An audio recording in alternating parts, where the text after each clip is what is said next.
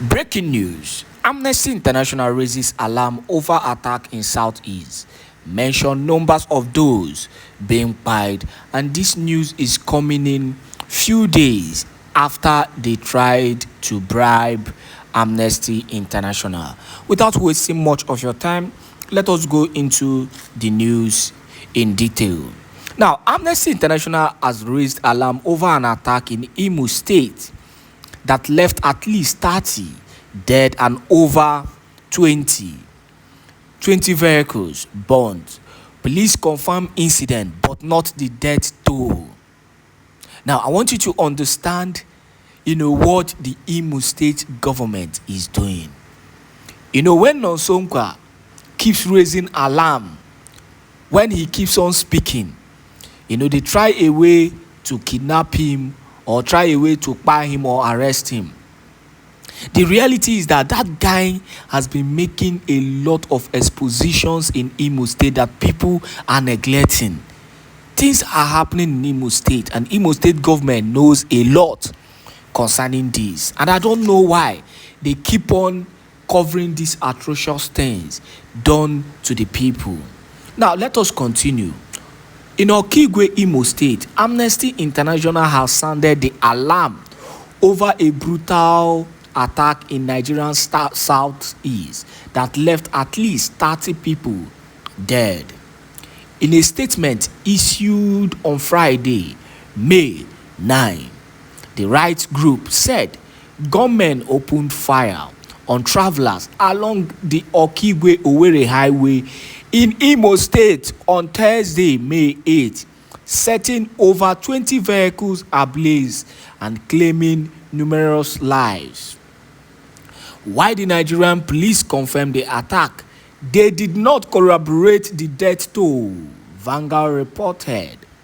The highway, a major route in the southeast region, has become increasingly volatile due to recurrent armed attacks attributed to separatist elements. No group has yet claimed responsibility, but international law requires the Nigerian government to promptly investigate unlawful killings with a view to bringing perpetrators to justice, Amnesty International noted. Now, it is also sad that these killings are being attributed to separatists by the police, by separatist movement, by the police without any investigation, in as much as their investigation has been shambled. But it is also advisable for Amnesty International to try as much as possible to investigate these crimes on their own to confirm, the people who are responsible for this crime, and just as they have done in the past, where they were able to review a lot of crimes being attributed to the Zoo police and Zoo army, buying innocent people in Biafra land. If they can give a very critical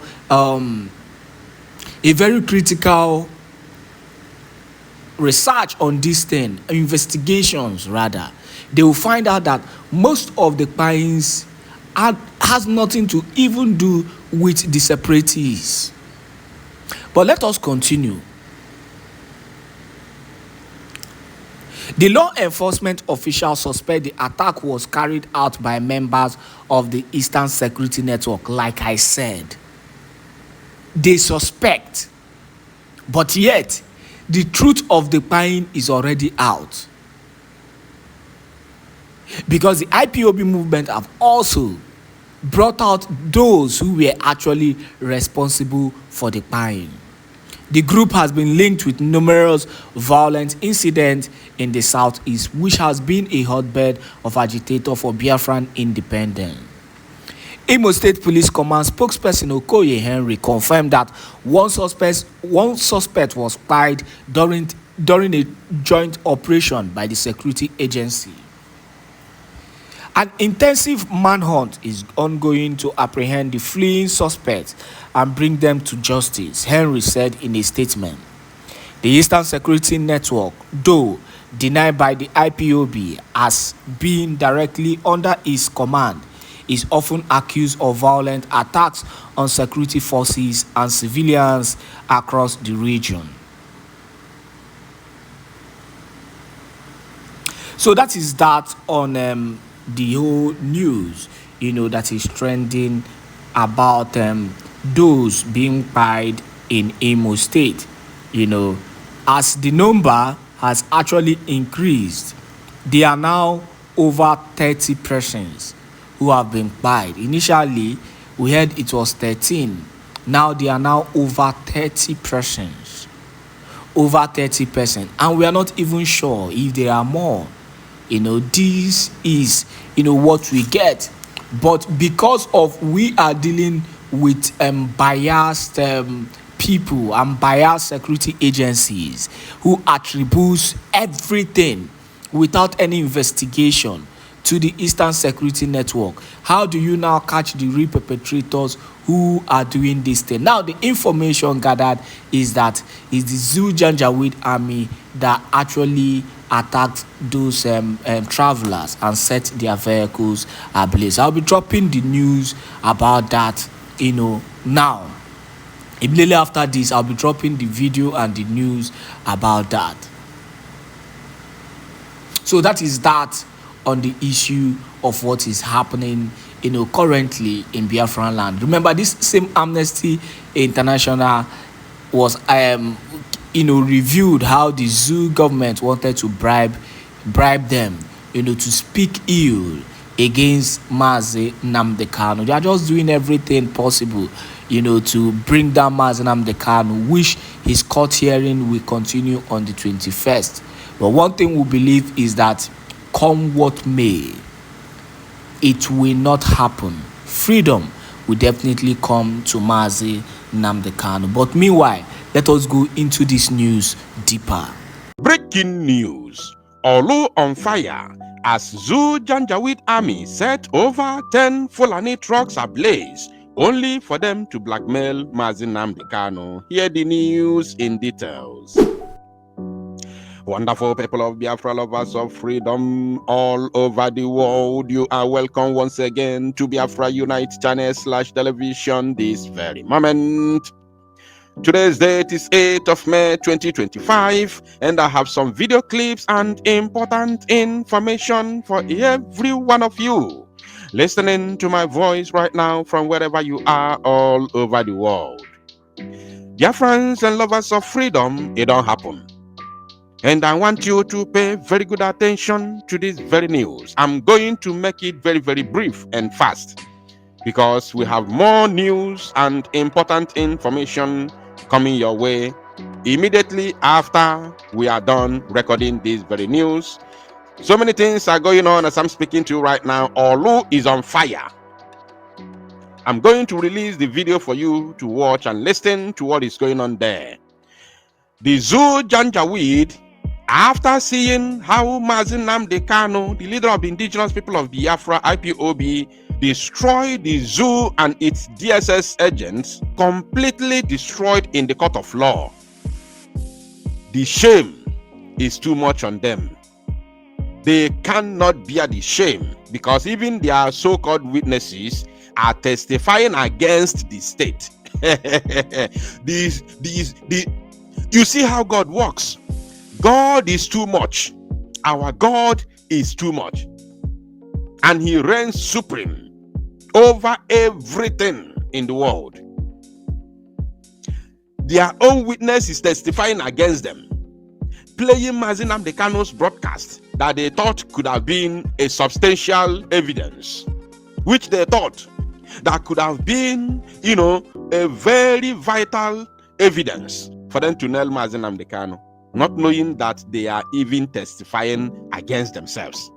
This is how God works. Our God works in a very mysterious way. That is whom we serve.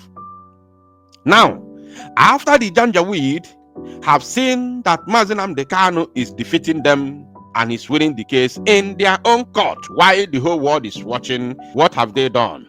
They swung into action, and as I'm speaking to you right now, Olu is bleeding, and it did not end there because more news is coming your way. So before playing the video for you, I want to remind you that tomorrow, 9th of May 2025, is the D-Day. The day that all Biafrans will gather in Helsinki to protest, to march on the street of Finland for the immediate and unconditional release of our Prime Minister, Mazi Simon Ekpa. So copy the number on your screen. Inquiry number for Finland protest for the release of Mazi Simon Ekpa. Please call +358 40 243 6561. This is the official number to call for any inquiry that you want to make, because tomorrow is the day that all Biafrans will march and show the Finnish authority that we mean business. So, without further ado, let us watch the video. I want you to pay attention, but don't go nowhere, because after the video, we still have more in the kitchen. Jesus Christ. Happening now in home now. On a chocolate back ulo mado. Ula baloko.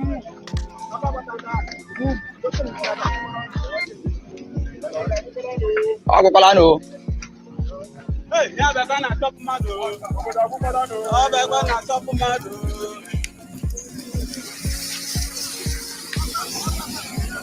Oh, yeah, mega ha. Oh, gas na. No fuel. No fuel. Then when everywhere. Hey. Kana mega ni mo shop up ngini o. Hey. Yana baga ni be shop. Yana baga ni be shop that girl.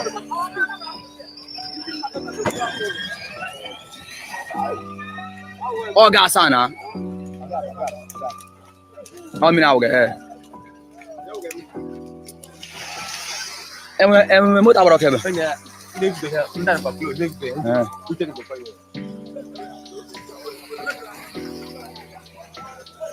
Anh về video hàng nào anh? Hôm mina. Nhà mua. Nhà mua mà quay.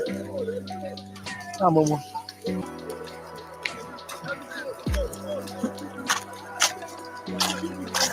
Ya, injini makota.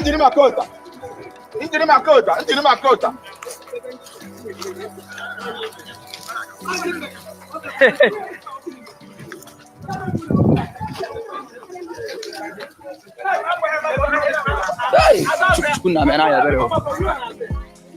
mena ya bero. Hey, o si bukelero. Oh, bala.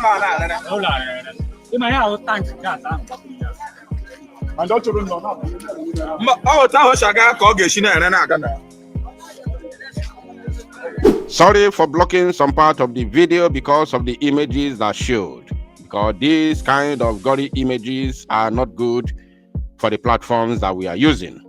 So my people, I have another video to show you as well, but before that, let us analyze this briefly before playing the second video.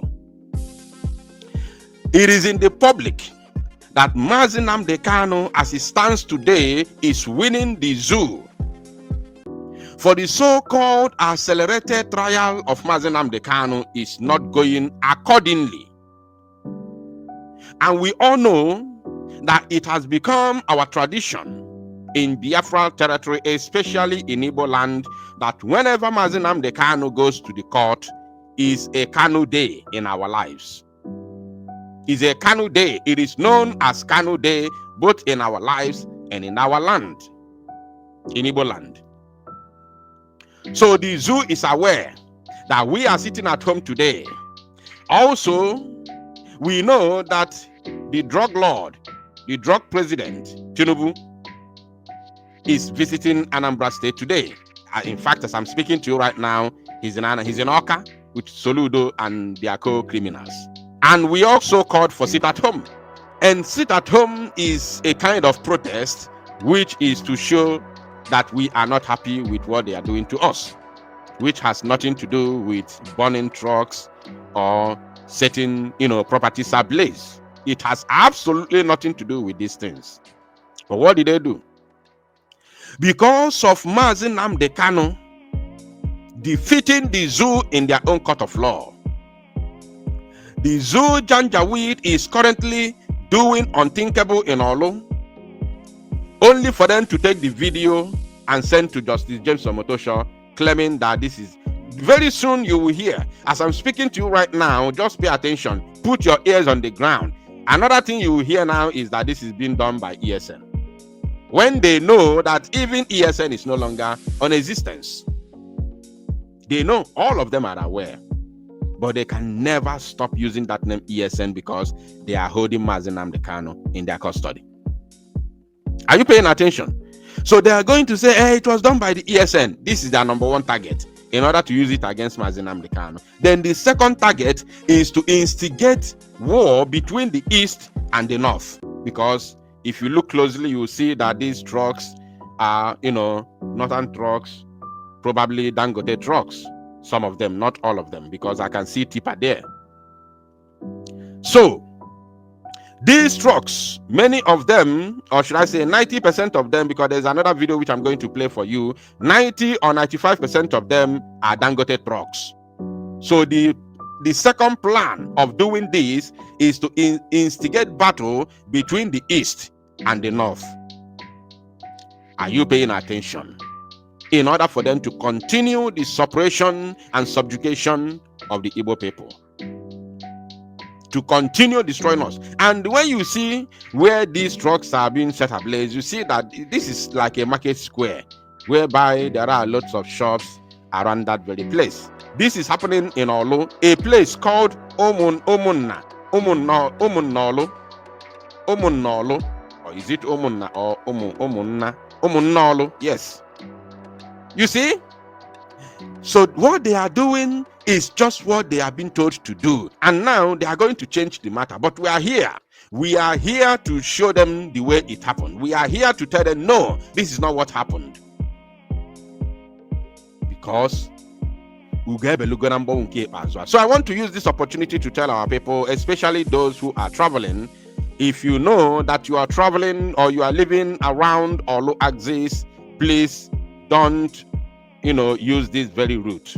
Don't use this very route, because it is very, very dangerous at this very point in time.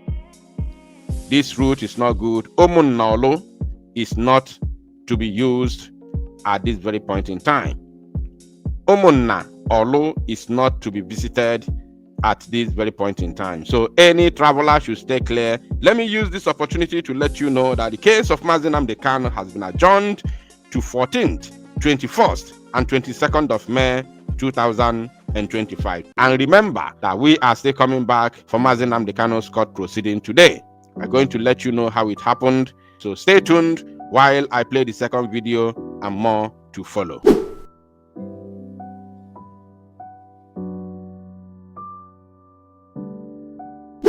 You see what is going on? This is another video. The trucks here are more than 10. They are more than 10. And this thing is happening close to people's business places.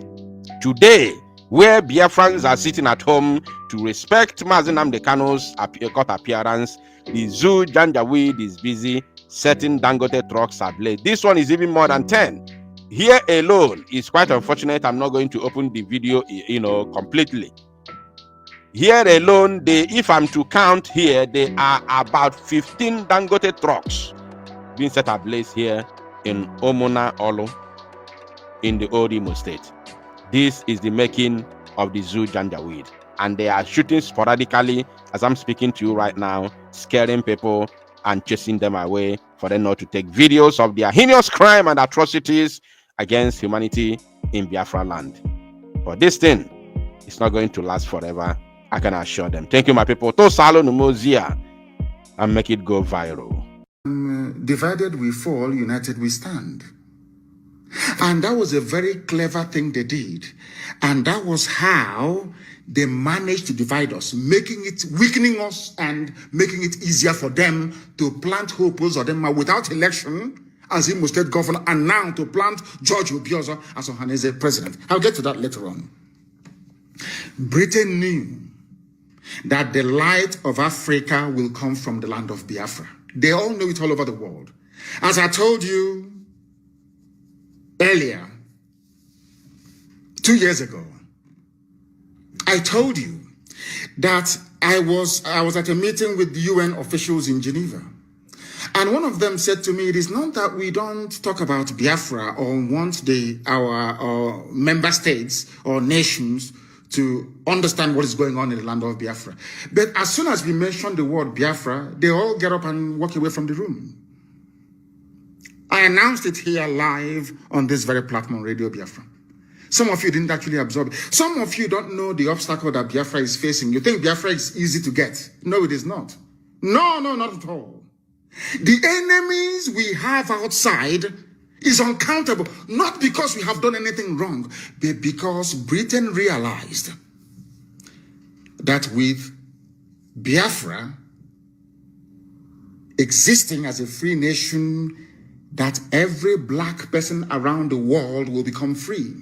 They understand that. It's just like when you go to a stream and you don't want people to drink the water coming from that very stream.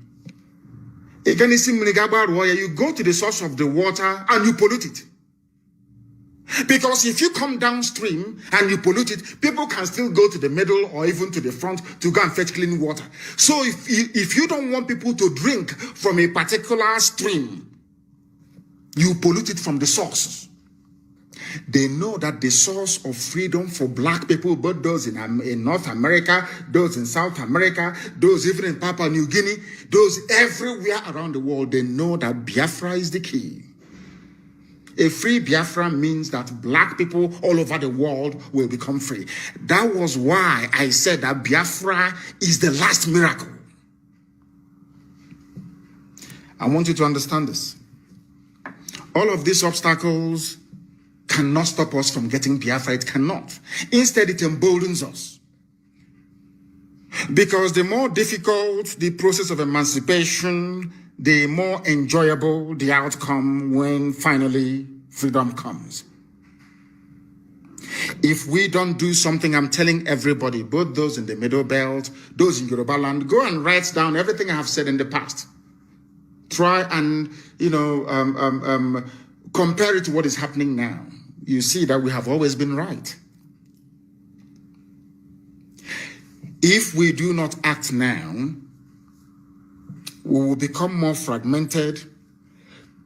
They will conquer us and extinguish us from the face of the earth. As I told you, the Hausa race no longer exists, only by language. Hausa people have nothing now as we speak. They have nothing, only their language. Hausa people no longer have any discernible political system. They have no hold over their future or their lives. They can answer Malam all they like, but their traditional rulers forever and ever will remain an emir. And an emir is a Fulani. In other words, apart from the language, it has now dawned on them. That is why Fulani have now taken to the front seat. And you cannot hear Hausa people even complaining. They know they are finished. They know they are gone. How did they succeed in doing this? Even before the white man came, the Fulani succeeded in dividing the Hausa peasants from their kings, deceived them, took Sokoto from them, and the rest of Hausa land. The only place they couldn't take is present-day Borno, and you can see how they're fighting tooth and nail to take it. Canon Borno said no.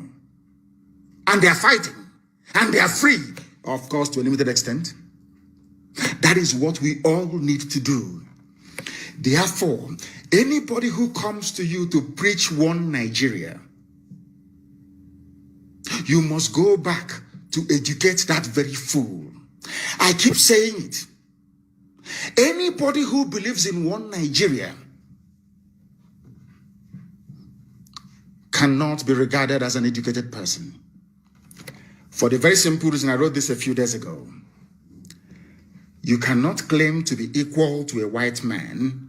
A white man can come to Africa to create a country for you, black people in Africa, which means that all of you are incapable of creating a country for yourselves. That is what it means. You have surrendered your future to them. That's number one, for those who believe in one Nigeria. Number two, if you have any self-worth, any self-respect, any regard for human dignity, there is no way you will allow somebody to come all the way from Europe to build a country for you in Africa. I give you a very simple example. There is a place called India. I'm sure that some of you know that India used to be comprised of, I think it's Bangladesh, India itself, Pakistan, Kashmir, and is it Bengal? But this is how human beings reason. And the selfishness you have in the Nigerian political system today did not start today.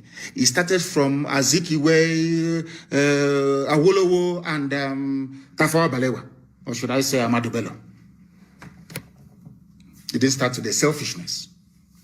Why do I say selfishness? Because in India, where you have people, or should I say leaders that loved their people, what did they do? What did they do, I ask you? Upon Britain leaving India, they came together and said, we are not compatible. India, you are predominantly Hindu people. We in Pakistan, we are predominantly Muslims. There is no way we can coexist in the same country. So they sat down and decided to partition upon independence. Any sensible being, which we thought that Dr. Azikiwe was, should have realized, because the Sadwana of Sokoto told him, Ahmadu Bello told him that we are incompatible. Awolowo said the same thing, that Nigeria is a contraption. You cannot force people to be together. They all knew that Nigeria was unworkable in 1957, 58, 59, 19. They all knew. Exactly with what is happening today, despite knowing that Nigeria was unworkable, because they are going to answer president, the prime minister. They will have beautiful houses in Ikoyi, in VI. They will be lording it over other people. They decided, out of expediency, to go for the rubbish that Britain created for them. And today, is India doing well? Pakistan, that is now offering to come and help the zoo to fight insurgency. I hope all of you can understand all of this. I hope you're following what I'm saying. Because in Africa, you people are not human beings. The white people, they see you, or should I say, they see you as animals. Forget all the pretense. Africa, you're part of Commonwealth. You are not. They don't have any regard for you. Do you know why? Because they created you. They made you who you are. If as a man or a woman, you're grown up, you're intelligent enough, you cannot build a country for yourself, you have to wait for a European to come all the way from Europe to build countries for you in Africa, that means you're an idiot.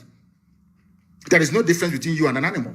Absolutely no difference. It's not an insult. I'm just trying to make you... Now, put yourself in, should I say, in the position of those who are reasonable or sensible enough. Do you think that as a black man from Africa, you can go to Europe, you can go to Germany and create a country for them? Can you do it? Of course, the answer is no. If you cannot do it, then why did you allow them to come to Africa to create a country for you? After creating this country for you, half of Yoruba land is in Benin Republic. The other half is in Nigeria. One is French, one is English. And people don't feel ashamed of themselves. There is no pride, there is no shame. People are not ashamed of themselves. We are Africans and we are black people for that matter. So by nature, we are ethnocentric. We are very tribal by nature. We are not Europeans. And people may wonder, why am I saying this? Because in Europe, they don't have a village in Europe. Somebody can be born around Trafalgar Square. If you ask him, so I'm from London. And after a while, they may migrate to New Zealand or to Australia. And they start living that they have no root. This is something that Britain has been trying to destroy in Africa for very many centuries. You people don't understand this. The fact that we have a village we go back to, we say, if you ask us where we are from, even if we are born in New York, we say, oh, we are from Umunede. Oh, we are from Abo. No matter where you are born. That is why we migrate like wild beasts every Christmas to go back home. Because a basic African man or woman is ethnocentric. You must go back to the tribe you come from. That's who we are. Nobody can change that. It's in our genes, in our bones. Why am I saying all of this? To let you understand that the reason why not just Nigeria, the whole of Africa is poor is because we did not determine our future. The people that they put down during independence, flag independence, so it is because no state in Africa is independent, including South Africa. The people that they put in power are behaving just like Dave Umahi, Wike, and Obiana and Ibazu. Exactly the same. There's no difference. Because of what you can gain. And Ibazu must know that we have his contacts in Australia. Ibazu wants to go to Australia to go and buy houses and relocate his family. We are waiting for him. We know all the, and we'll get to that later on. What am I trying to point out to you is that once you allow your future to be determined by those who don't understand who you are and how you reason, you are finished. That is why Africa can never, ever be developed. Never. It's not the fact that they are coming and taking away our resources. That is by the way. The key thing is the way we reason. Our brain is the problem. Can you tell me that somebody went to a university, well-read, well-versed, eloquent, very erudite, and that person will come out to offer what they may seem as a credible defense of one Nigeria? And I keep asking them, on what basis are you defending Nigeria? Did your ancestors create Nigeria? Is Nigeria homogeneous in terms of value system, in terms of even education, in terms of religion, in terms of culture, in terms of what? Tell me what should make Nigeria great one day. What is it? Oh, perhaps terrorism. I forgot. In order to ensure, please, I hope that people are not, I'm lecturing this evening. I hope people are not going to get tired because I want to teach. This is very, very important. Britain crafted, or should I say set up what they call the Willing Commission to discuss or look at the plight of the minorities in the East, not in the West, not in the North, because they understand. I'm just trying to let you understand how far they went in order to destroy us. It was cleverly planned. Britain understood that divided they fall. Britain came and said, we are setting up the Willing Commission. The remit of the Willing Commission is to look at how Igbo people are treating Ibibio people, Efik people, Ijo people in the East. That was why they set it up. Nothing in the West, nothing in the North, nothing. But in the North of Nigeria, where the Fulanis are a minority, in the North, you have over 200 tribes and ethnic groups in the North. I said 200, over 200. Even in Sokoto State, it's not just Fulani and Hausa that are in Sokoto. There are other ethnic groups in Sokoto. Britain did not set up any commission to look at the plight of the Bachama people, the Biras and all the rest of them. No. Despite the fact that they had Fulani emirs imposed on them, no, Britain did not see that. No, of course not. There was no minority commission in the North. Britain came to the South to set up a minority commission. Tried to remind us, oh, you are from Ibibio, you are from Anam, you are from Efik, you are from Ejo, you are different from Igbo. That is all. That was what because they realized that if these people can forget their differences, of course, there is none because we are all Igbo people. I keep saying it. That is why you know that God is miraculous. A wonderful God. I don't know. It's like a code. This Biafra we are pursuing is like a code. One day you discover one thing. The next day you discover another. Until we discover all the codes, we cannot be free. What am I talking about? Do you know that funny enough? All the states that they created and they called it South, In all of them, there are indigenous Igbo people in all of them, including Bayelsa. There are Igbo people everywhere. There are Igbo people. I don't mean those trading in Calabar, or in Oron, or in Eket, or in Ekotek. You know. I said indigenous. They are part and parcel of Benue State, part and parcel of Kogi State, part and parcel of Edo State, part and parcel of every state, the so-called South, there are Igbo people everywhere. If you look at the map that they claim today are Igbo people of the 5 states, you see it's very, very tiny and very small. That is to intimidate you into submission. Any day you rise up to ask for Igbo people in Benue State, they complain. Igbo people in Kogi, they complain. Today they held a Ohaneze and Igbo meeting, should I say election, to elect a new Ohaneze President General, which is why the election is illegal. It is illegal, and I'll tell you why it's illegal. Igbo people in Benue did not vote. Igbo people in Kogi did not vote. Igbo people in Cross River did not vote. Igbo people in Akwa Ibom did not vote. Igbo people in Bayelsa did not vote. Are you listening to me? Igbo people in Edo, Iwanke did not vote. In Ohaneze, but they're all Igbo people.